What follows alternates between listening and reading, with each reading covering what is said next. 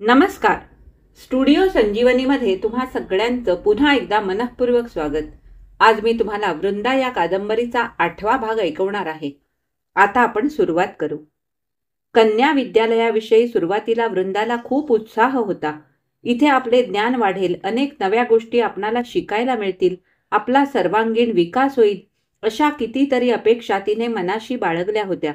पण 4 महिन्यांच्या अवधीत तिला असे दिसून आले की इथले वातावरण त्या दृष्टीने फारसे अनुकूल नाही. विद्यालयाचा, वसतिगृहातल्या जीवनाचा आणि अंतरंगांचा तिला जसजसा परिचय होऊ लागला नि अनुभव येऊ लागला, तसतसे या ख्यातनाम आणि आकर्षक विद्यालयाच्या चांगुलपणाविषयी तिचे मन नाखुश आणि प्रतिकूल बनू लागले. इथल्या जीवनाशी आपण समरस होऊ असे जे तिला वाटत होते ते तिच्या भिन्न प्रकृतीमुळे जमेना. तसे पाहिले तर इथे सर्व सुखसोयी होत्या, पण तिच्या सुखाच्या कल्पना वेगळ्या होत्या आणि सुखाच्या विशिष्ट कल्पनेमुळे विशेष सोयीची तिला फारशी जरुरी भासत नसे. पहाटे घंटा होण्यापूर्वीच 5 वाजता ती उठे. थंड पाण्याची आंघोळ, कपडे धुणे वगैरे सारे आटोपून घंटा होण्याच्या सुमारास परत खोलीत येई. प्रार्थना मंदिरात जाण्याची वेळ होईपर्यंत भगवद्गीता, रामायण यापैकी कुठल्या तरी धर्मग्रंथाच्या वाचनाला तिला भरपूर अवकाश मिळे. तिच्या या भाविक आचारामुळे नि साध्या राहणीमुळे वसतिगृहातल्या आणि विद्यालयातल्या मुली तिची चेष्टा करीत.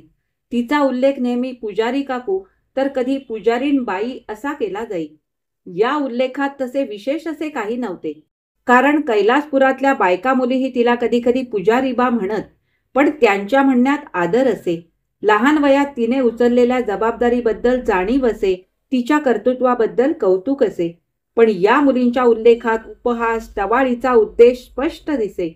आणि तेही बरोबर होते, कारण मतभिन्नता असली की मतप्रदर्शनही त्याबरोबर येतेच.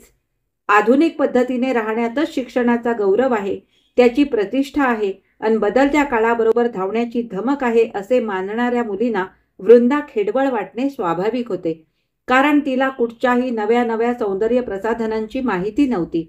पातळ्यांच्या विविध जाती ओळखू येत नसत. ती 12ही महिने बोटभर रुंद किनारीच्या पांढऱ्या शुभ्र वस्त्राखेरीज दुसरे काही वापरीत नसे. विधवा मुलींनी स्वतःविषयी इतके उदासीन राहणे म्हणजे सध्याच्या सुधारणेच्या युगात डोळे मिटून चालण्यासारखे आहे असे इतर मुलींना वाटे, कारण शिक्षणाचा हेतू सुधारणा आणि सुधारणा म्हणजे झाडून साऱ्या जुन्या पद्धती मोडून नवीन अंमलात आणणे. या अशा आधुनिक विचाराच्या आणि आचाराच्या ज्या मुली होत्या त्यांच्या दृष्टीने वृंदा खेडवळ ठरत असे. शाळेत नवीन येणाऱ्या मुलीकडे जुन्या मुली 3 गोष्टींमुळे आकर्षित होतात: श्रीमंती, सौंदर्य आणि डोळ्यात भरण्या इतका पोशाखी अद्ययावतपणा. या तिन्हीही नसल्या तर यापैकी एखादी गोष्ट जरी नवीन मुलीत दिसली तरी तिची ओळख करून घेण्याची इच्छा जुन्या मुलीत उत्पन्न होते. वृंदात यापैकी एकही वैशिष्ट्य नव्हते. ती नाकी डोळी रेखीव होती, सावळी असली तरी सतेज होती, पण सौंदर्यवतीत काही तिची खास गणना झाली नसती. त्यामुळे पहिल्या दिवशी ती वर्गात गेली तेव्हा तिच्याकडे फारसे कुणी लक्ष दिले नाही. वर्गात शेवटच्या बाकावर एक काळी हडकुळी मुलगी एकटीच बसलेली होती. तिच्या शेजारच्या रिकाम्या जागेवर जाऊन ती बसली.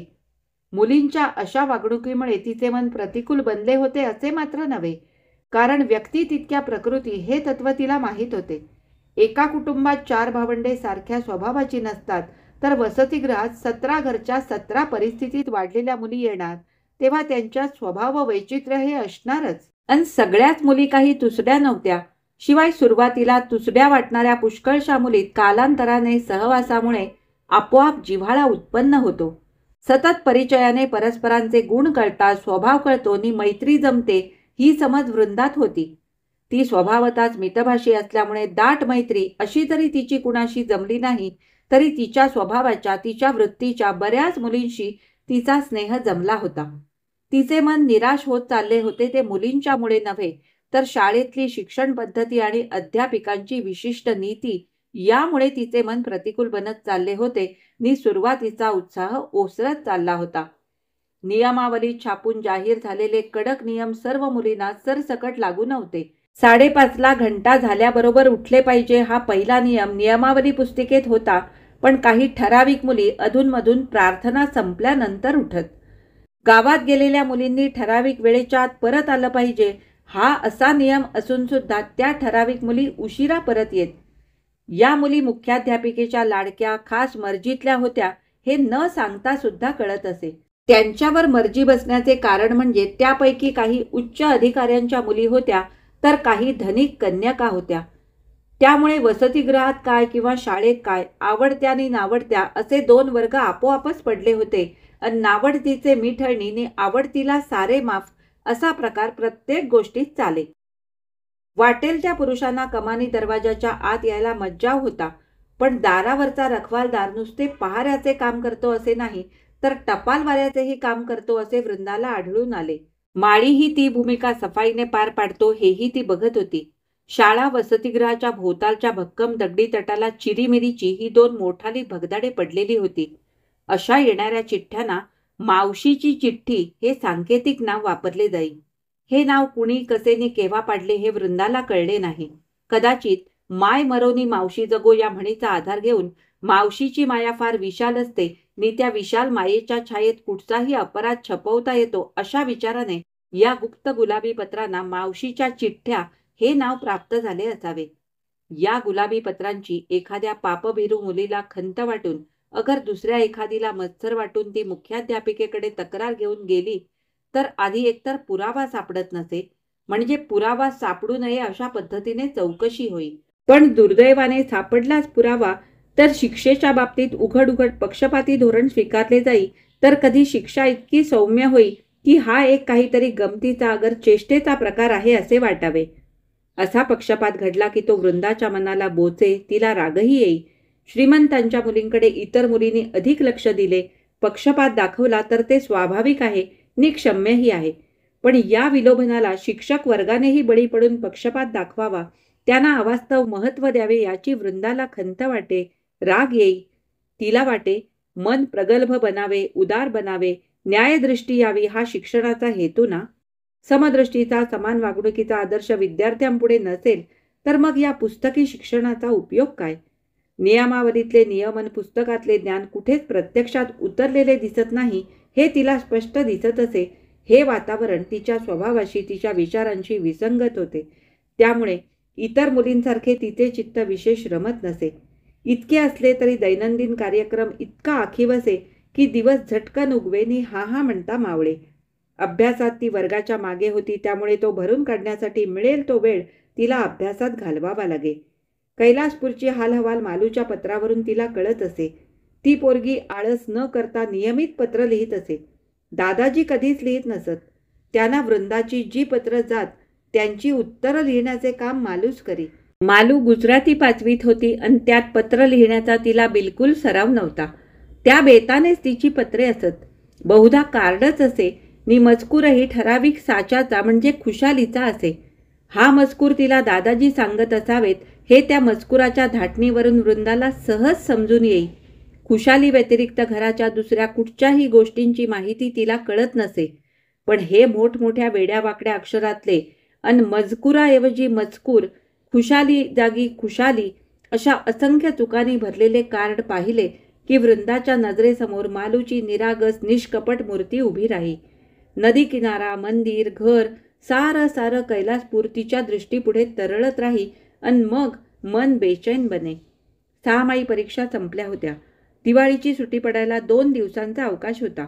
दूर गावी घरे असणाऱ्या काही मुली निघूनही गेल्या होत्या. वृंदाच्या पलीकडच्या खोलीत राहणारी चंदन पटेल आणि सरोज शहा या दोघी कैलासपुराजवळ असलेल्या चांदपूर गावच्या होत्या. तेव्हा तिघींनीही एकमेकींच्या सोबतीने घरी जाण्याचे ठरवले होते. उद्या शनिवारी दुपारी बाजारात जाऊन घरी नेण्यासाठी थोड्या वस्तू खरेदी करून रात्री सामान आवरून रविवारी सकाळच्या गाडीने निघायचे असा त्या तिघींनी बेत केला होता. वृंदाला तशी काही विशेष खरेदी करायची नव्हती, पण मालूसाठी थोडं ब्लाऊजचं कापड, रिबिनी, अमथी मासीसाठी एखादा खण अशा थोड्याशा किरकोळ वस्तू घ्यायच्या होत्या. दुसरे दिवशी शनिवारी सकाळी नित्याप्रमाणे ती उठली. गेला सबंध आठवडा परीक्षेच्या धांदलीत गेल्यामुळे केस धुवायला तिला वेळच मिळाला नव्हता, म्हणून तिने सावकाश केस धुतले. चहाचा कार्यक्रम उरकल्यावर शाळेची घाई नसल्यामुळे ती आपले सामान आवरू लागली. तेवढ्यात माळी तिच्या खोलीच्या दाराशी आला आणि म्हणाला, रिंदाबाई, तुम्हासनी कुणी भेटायला आलंय. तिने काहीशा आश्चर्याने म्हटले, मला? छे रे, माझ्याकडे नसेल कुणी, नीट जाऊन विचार.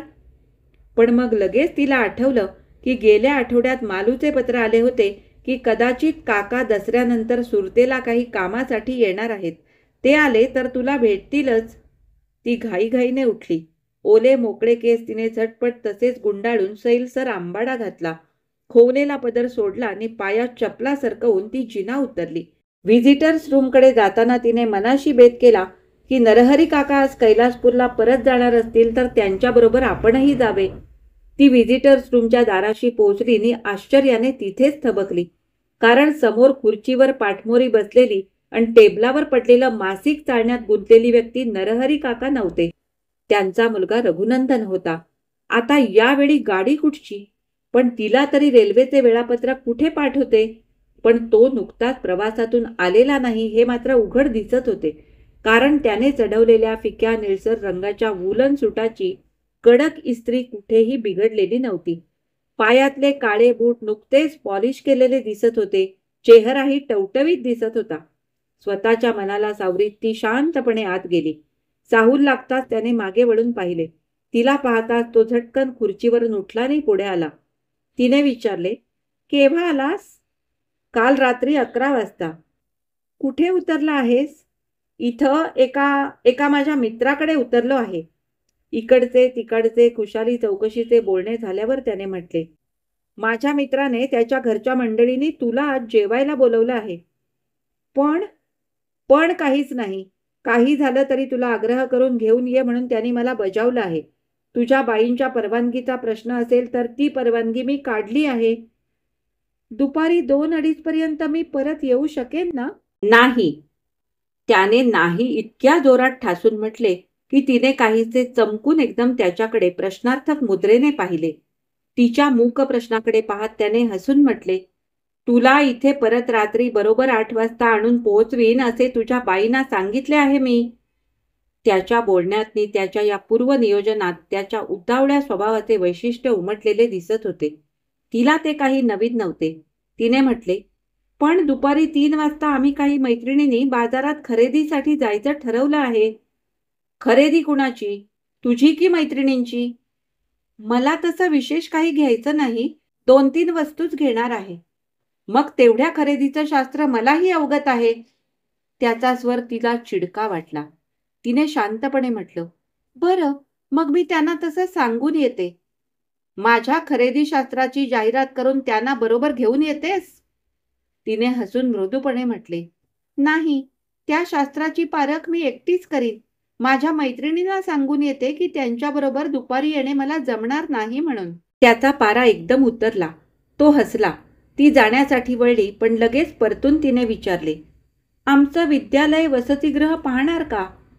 त्याने उत्कंठित स्वरात अजिजीने म्हटले, आता जा ना, वेळ फुकट नको घालवूस, लवकर सांगून ये. मैत्रिणींना सांगून ती आपल्या खोलीत गेली. ओल्या केसांचा मघा घाईघाईने बांधलेला आंबाडा तसाच राहू देऊन तिने केसांवरून कंगवा फिरवला. केस विंचरताना तिला सहसा आरशाची जरुरी लागत नसे. सुटी असल्यामुळे जुने मळके पातळ अंगावर होते ते तिने बदलले. तिच्याबरोबर प्रवेशद्वाराबाहेर पडल्यावर रघुनंदनने टांगा केला. टांग्यात चढण्यापूर्वी क्षणमात्र ती विचारात पडली. आज ती काही पहिल्या प्रथम टांग्यात बसत होती असे नाही. सुटीच्या दिवशी मैत्रिणींबरोबर गावात आलीनी कधी उशीर झाला तर वेळेवर वसतिगृहात पोहोचण्यासाठी त्या टांगा करीत. पण त्यावेळी मुलीच असत. पण आता उघड्या टांग्यात रघुनंदनच्या शेजारी बसून भर गावातून जायचं या विचारामुळे आणि मघापासून ज्या विशिष्ट भावनेची जाणीव तिचे मन तिला करून देत होते त्या जाणीवेच्या संकोचाने तिचा जीव गुदमरला. ती टांग्यात चढून त्याच्या शेजारी बसली, पण शक्य तेवढं त्याच्यापासून दूर अंग चोरून एका बाजूला बसली. त्याच्या ते लगेच लक्षात आले. डोळ्यांच्या कोपऱ्यातून त्याने तिच्याकडे पाहिले. सकाळचे सोनेरी ऊन अगदी सरळ समोर तोंडावर येत होते. त्या उन्हात तिच्या श्यामळ सतेज चेहऱ्यावर उमटलेला संकोच स्पष्ट दिसत होता. जवळजवळ 9 महिन्यांनी तो तिला भेटत होता, पाहत होता. तिच्यात तसा फारसा बदल झालेला नव्हता. शरीराने ती मागच्यापेक्षा थोडी कृश झालेली दिसत होती. ते स्वाभाविक होते. खेडेगावची नर्मदा किनारीच्या टेकडीवरची मोकळी हवा आणि घरचे दूध दुभते सकस अन्न इथे शहरात कसे मिळणार? ती काहीशी कृश झाली होती, पण तिचा श्यामल वर्ण मात्र बराच उजळला होता आणि त्यामुळे तिच्या चेहऱ्यावर मूळचा सतेजपणा नजरेत भरण्या इतका उठून दिसत होता. केस ओलसरपणामुळे सोनेरी सूर्यप्रकाशात भुंग्यांच्या पाठीसारखे तकतकत होते. ती नाकासमोर नजर ठेवून स्वस्थ बसली होती, पण तिचं मन प्रयत्न करूनही स्वस्थ बसायला तयार नव्हतं. समोर रस्त्यावरून जात असलेल्या माणसांप्रमाणे तिचे विचार उलट सुलट दिशांना धावत होते. ती शांत स्तब्ध बसलेली पाहून त्याने हसत म्हटले, इथं शहरात येऊन तुझ्यात काही बदल झालेला दिसत नाही. त्याच्याकडे न पाहता तिने म्हटले, कसला बदल? खेड्यातून मुली शहरात आल्या म्हणजे त्यांच्यात जो बदल होतो तो बदल झालेला चांगला की न झालेला चांगला? तो हसला. मतभेदाचा प्रश्न आहे हा. त्याने विषय बदलला आणि तिच्या शाळेसंबंधी बोलणे सुरू झाले. बोलता बोलता मुख्य बाजारपेठ आली तसा त्याने एका मोठ्या डिपार्टमेंट स्टोअर समोर टांगा उभा केला. एवढ्या मोठ्याने अशा प्रकारच्या दुकानात ती आज प्रथमच शिरत होती. प्रत्येक विभागात तो तिला तत्परतेने उत्साहाने नेत होता, वस्तू दाखवित होता. तिने मालू करता मी तिच्या छोट्या बहिणीसाठी रिबिन्स घेतल्या, ब्लाऊजचे कापड घेतले, पटेल बाबासाठी खमीजचे कापड, अमथी मासीसाठी चोळीचा खण आणि उदबत्तीचे पुडे घेतले. खरेदी आटोपून टांगा त्याच्या मित्राच्या घराकडे निघाला तेव्हा ती मनाशी विचार करीत होती की त्याचा मित्र कसा असेल, त्याच्या घरची मंडळी कशी असतील. मित्राशी बोलताना त्याच्या स्वभावानुसार एखादा सूचक उद्गार त्याच्या तोंडून एकदम बाहेर तर पडणार नाही ना? अगर विशिष्ट भाव त्याच्या चेहऱ्यावर तर त्याच्या मित्राला दिसून येणार नाही ना? या विचाराने तिचे मन काहीसे अस्वस्थ झाले. टांगा रस्त्यामागून रस्ते ओलांडून शेवटी एका मोठ्या प्रशस्त नवीन इमारतीसमोर उभा राहिला. त्या भव्य इमारतीवरून त्याचा मित्र धनिक पुत्र असावा हे उघड दिसत होते. त्याच्या मागोमाग पुढच्या दारातून ती आत शिरली. अगदी समोर रुंद दगडी गोल जिना होता. उजव्या हाताला एक मोठं दालन होतं. तिथे 2-3 कोच होते. मध्ये एक टेबल होतं. त्यावर कुणीतरी एक सुखवस्तू दिसणारे लठ्ठग्रस्त खाली मान घालून काहीतरी लिहित बसले होते. रघुनंदनच्या मित्राचे हे वडील असावे तसा तिने तर्क केला. रघुनंदनच्या पाठोपाठ जिना चढून ती दुसऱ्या मजल्यावर गेली. तिच्या वसतिगृहासारख्याच या मजल्यावर बऱ्याच खोल्या दिसत होत्या. पहिल्या मजल्यावरही अशाच खोल्या जिना चढताना तिच्या दृष्टीस पडल्या होत्या. जिन्यासमोर एक फलक होता. त्यावर मोठमोठ्या अक्षरात लिहिले होते, पूर्णिमा हॉटेल. न सांगता न विचारता तिला कळले की हे घर नसून हॉटेल आहे आणि रघुनंदन मित्राच्या घरी उतरला नसून इथं हॉटेलमध्ये उतरला आहे. त्याच्या प्रतारणेचा तिला राग आला, पण त्याचबरोबर मघापासून मनाला अस्वस्थ करणारे विचार दूर झाले. रघुनंदनने खोलीचे कुलूप काढले. आत पाऊल टाकल्यावर सभोवार नजर फिरवीत तिने म्हटले, तुझ्या मित्राचं हे घर फारच छान आहे. तिच्या उद्गारातला कटाक्ष त्याच्या कानांना जाणवला. आपल्या हातातले तिचे सारे सामान टेबलावर ठेवीत त्याने हसत म्हटले, असायलाच पाहिजे. पाहुण्यांची उत्तम बडदास्त ठेवली नाही तर त्याचा धंदा कसा चालेल. बडदास्त उत्तमच दिसत होती. हॉटेलची बांधणी नवीन अद्ययावत होती. सुखसोयी उत्कृष्ट दिसत होत्या. टापटीप स्वच्छता नजरेत भरत होती. खोलीतले सजावट सामानही उंचीनी भरपूर दिसत होते. तिच्या पुढे खुर्ची सरकवून त्याने म्हटले, बैस ना. खुर्चीत बसत तिने म्हटले, खाली जो मॅनेजर बसलाय तोच तुझा मित्र ना? रघुनंदने हसून म्हटले, केवळ माझाच नाही, इथं येणाऱ्या प्रत्येक पाहुण्याचा तो मित्र आहे. पैसे देऊन तात्पुरता मित्र जोडण्याचं हे तंत्र मोठं नवीन दिसतं, पण हे तंत्र मोठं सुखावहनी सोयीस्कर असतं. असेल, पण दुसऱ्याची आपल्या इच्छेप्रमाणे समजूत करून देणं सुद्धा सोयीस्कर असतं, नाही का? तिच्याजवळ खुर्ची ओढून तो बसला आणि समजावणीच्या स्वरात मृदूपणे म्हटले, रागावलीस वृंदा, मी थोडंसं खोटं बोललो. मला वाटलं की मी हॉटेलमध्ये उतरलोय असं सांगितलं तर तू कदाचित माझ्याबरोबर इथं यायला तयार होणार नाहीस. तिने त्याच्याकडे पाहत संथपणे विचारले, ते का? का तयार होणार नाही? तिच्या त्या प्रश्नात तिच्या निर्व्याज मनाचे प्रतिबिंब आहे की तिच्या संयमशील कठोर मनाचे पडसाद उमटले आहेत, की आपल्या भावनावश दुर्बल मनाची हेटाळणी आहे, की जे नाते व्यक्त झाले आहे त्यामुळे उत्पन्न झालेला विश्वास आहे, हे त्याला कळेना. पण स्वतःची त्याला शरम वाटली. हसण्याचा प्रयत्न करीत त्याने म्हटले, तुझी सवय अजून कायम दिसते. कसली? दुसऱ्याला निरुत्तर करण्याची. शाळेत तुला पंडिताबाई म्हणत असतील. नाही, मला पुजारीण काकू म्हणतात. अन मग शाळेच्या गोष्टी निघाल्या. तिने शाळेच्या वातावरणासंबंधी, पक्षपाती धोरणासंबंधी अनेक गोष्टी सांगितल्या. त्याने म्हटले, तू एवढं संतापून बोलतेस, पण त्यात नवीन किंवा विशेष असं काहीच नाही. शहरातल्या जीवनाची अजून तुला कल्पना नाही. शहरातलं जीवन खेड्यातल्या जीवनाहून फार वेगळं असतं. शहरातल्या लोकांच्या गरजा, आशा आकांक्षा वाढत असतात. त्यांच्या सुखाच्या कल्पना उंचावत असतात. शहरातलं जीवनच मुळी धकाधकीचं असतं. लाज आणि वशिला यांच्या कुबड्या ज्याच्याजवळ असतात त्याला या धकाधकीतून पुढे जाता येतं. पुढे जायला काहीच हरकत नाही, पण या कुबड्यांखाली निरपराधी दबले जातात.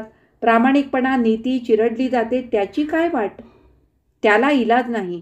एका जीवावर दुसऱ्या जीवाने जगायचं हा सृष्टीचा नियम आहे. माणूस त्याला अपवाद कसा असेल? शहरातल्या जीवन कलहांची वृंदाने मध्येच म्हटले, उगीच मोठाले शब्द वापरू नकोस. तुझा तो जीवन कलह खेड्यातही असतो. तीव्रता थोडी कमी असेल, पण शहरात काय नि खेड्यात काय, प्रत्येक माणसाला पोटाची चिंता करावीच लागते. हा वाद लवकर आटोपणार नाही असे पाहून रघुनंदन उठला. अंगातला कोट काढून हँगरला अडकवीत त्याने हसत म्हटले, लागतेच, नाही कुणी म्हटले, पण काही वेळा स्वतःच्या पोटापेक्षा दुसऱ्याच्या पोटाची चिंता आधी करावी लागते. त्यातही घरी आणलेल्या पाहुण्याच्या पोटाची चिंता केली नाही तर शहरी लोकांना साधं आदरातिथ्यही कळत नाही असं व्हायचं. तिने घड्याळाकडे पाहिले. 11:30 वाजून गेले होते. तो खाली जेवणाची व्यवस्था बघण्यासाठी गेला. ती बाह्यातकारी शांत दिसली किंवा तसा दिसण्याचा प्रयत्न करीत असली तरी तिचे मन विविध भावनांनी उफाळले होते. 9 महिन्यांपूर्वी तिच्या मनात त्याच्याविषयी ज्या भावना रुजल्या होत्या त्या हळूहळू वाढल्या होत्या आणि त्या तिला जाणवतही होत्या. त्याची दर आठवड्याला नियमित पत्रे येत होती, पण त्यातला मजकूर अगदी साधा, अभ्यासासंबंधी विशिष्ट सूचना देणारा तर कधी उपदेशपर असे. ती त्याला वेगळी पत्रे लिहित नसे. नाना आजोबांच्या पत्रातच त्याचा उल्लेख करी, अगर त्याला उद्देशून थोडा मजकूर लिही. पत्रातून परिचय वाढवायला दोघांची ओळख काही नवीन नव्हती. विशिष्ट भावना पत्रातून व्यक्त करण्याची आता जरुरीही राहिली नव्हती. त्या विशिष्ट भावनांची मुळे तिच्या हृदयात खोलवर जाऊन पसरलेली होती. त्या दिवशी मंदिरात आरतीच्या वेळी तिला जो दृष्टांत झाला होता त्याच वेळी तिच्या मनात त्या भावनेविषयी श्रद्धा उत्पन्न झाली होती आणि ती श्रद्धा मनात रुजल्यावर आज प्रथमच रघुनंदन तिला भेटत होता. खुर्चीत बसून अंग आखडल्यासारखे झाले म्हणून ती उठली. मानही जड झाली होती म्हणून तिने आंबाड्याखालून मानेवर हात फिरवला तेव्हा तिच्या लक्षात आले की सकाळी ओल्या केसांचा बांधलेला आंबाडा अजून ओलसरच आहे आणि त्यामुळेच मान भारावल्यासारखी झाली आहे. तिने आंबाडा सोडून केस मोकळे केले नि वेळ घालवण्यासाठी ड्रेसिंग टेबलावरच्या भिंतीवर लावलेला हॉटेलच्या नियमांचा फलक ती वाचू लागली. रघुनंदन आला. तो क्षणमात्र दारातच उभा राहिला. तिच्या पाठमोऱ्या आकृतीवर त्याची नजर खिळली. पाठभर पसरलेला आणि पायांच्या पोटऱ्यांपर्यंत पोहोचलेला एवढा विपुल केशसंभार तो आज अगदी प्रथमच पाहत होता. वृंदाचे केस लहानपणी सुद्धा लांबसडक होते हे त्याने पाहिलेले होते, पण ते आता इतके विपुल झाले असतील आणि त्याची शोभा इतकी अपूर्व दिसत असेल याची त्याला कल्पना नव्हती. स्त्रीचे सौंदर्य तिच्या चेहऱ्यात नसून तिच्या केसात असते असे त्याची आई म्हणत असे. ते या क्षणी त्याला आठवलेने हृदयापासून पटले. गेल्या 9 महिन्यात जसा बाह्य स्वरूपात फरक पडलेला त्याला दिसला तसाच तिच्या मनोवृत्तीतही बराच बदल झालेला त्याला दिसला. पूर्वी जी एक प्रकारची उदासीनता तिच्या चेहऱ्यावर त्याने पाहिली होती ती आता दिसत नव्हती. त्यावेळी उदासीनतेमुळे असेल तिचा गंभीर चेहरा काहीसा कठोर दिसेनी प्रौढ वाटे, पण आता त्या चेहऱ्यावर प्रसन्नता पसरलेली होती. बोलण्यात मोकळेपणाने उत्साह होता. वटलेल्या वृक्षाला नवे अंकुर फुटावे नि त्यांनी पाहणाऱ्याचे चित्त वेधून घ्यावे तसा मनप्रसन्न बदल तिच्यात अंतर्बाह्य झाल्याचे त्याला दिसून आले. एवढा विलक्षण बदल तिच्यात झाला असेल ही त्याला कल्पना नव्हती, कळायला मार्गही नव्हता.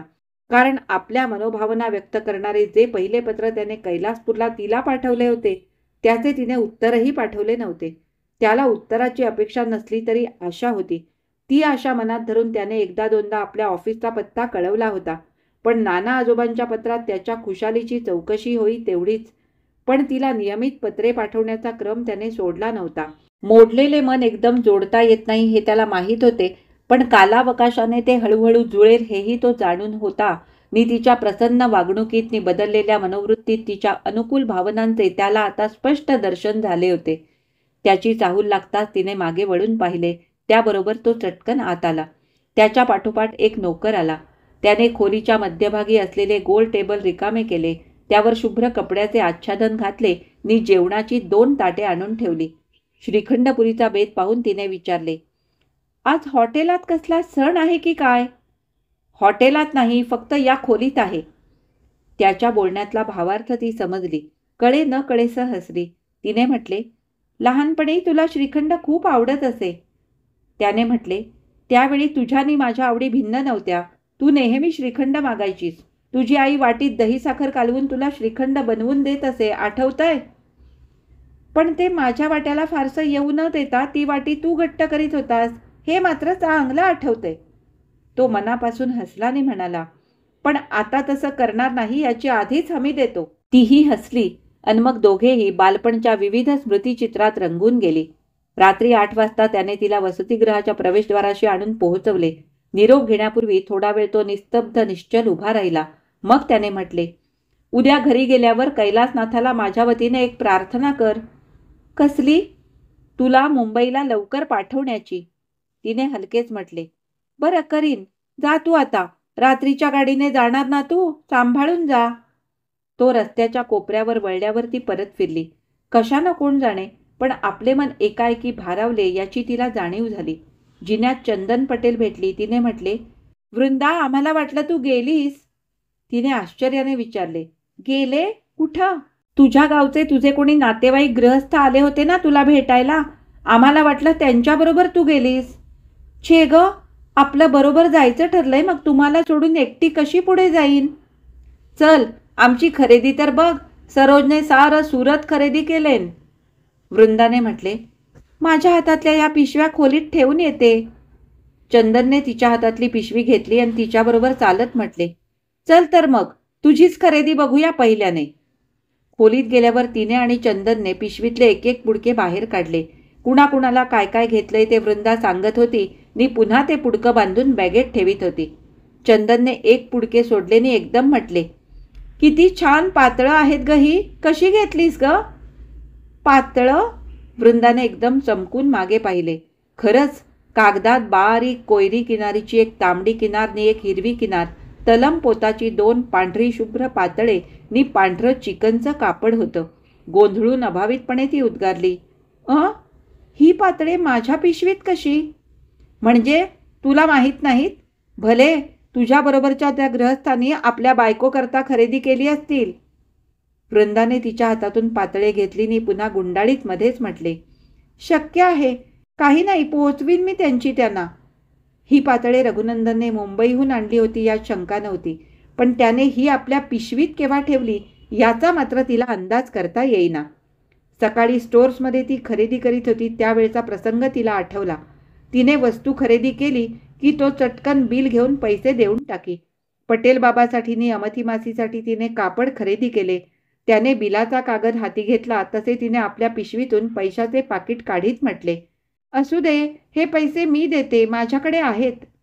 त्याने तिच्या कानाशी लागून हलकेच म्हटले, मग मी तुझ्याबरोबर कशासाठी आहे? वाटाड्या म्हणून? स्त्रीने वस्तू खरेदी करायच्या आणि पुरुषाने पैसे भागवायचे हे शहरातलं खरेदी शास्त्र आहे. तिला हे शास्त्र माहीत नव्हते, पण ज्या नवीन भावना आपणा दोघांच्या हृदयात वाढत आहेत त्याचे हे दृश्यचिन्ह आहे एवढे तिला कळले. ती पातळे तिने बॅगेत तळाशी ठेवली नि खोली बंद करून ती चंदन बरोबर चालू लागली. हा भाग इथेच संपला. आज मी वाचलेला वृंदा या कादंबरीचा 8वा भाग तुम्हाला कसा वाटला हे मला कमेंट करून नक्की सांगा. आवडला असेल तर लाईक करा, शेअर करा. माझ्या चॅनलवर नवीन असाल तर माझ्या चॅनलला नक्की सबस्क्राईब करा आणि सोबतचं बेल आयकॉनही दाबा, ज्यामुळे माझे येणारे नवीन नवीन व्हिडिओ सगळ्यात आधी तुम्हाला ऐकायला मिळतील. आता आपण पुन्हा भेटू याच कादंबरीच्या 9व्या भागामध्ये. तोपर्यंत मी तुमचा निरोप घेते. परंतु हो, कमेंटमध्ये जाऊन हाईप करायला सुद्धा अजिबात विसरू नका. धन्यवाद.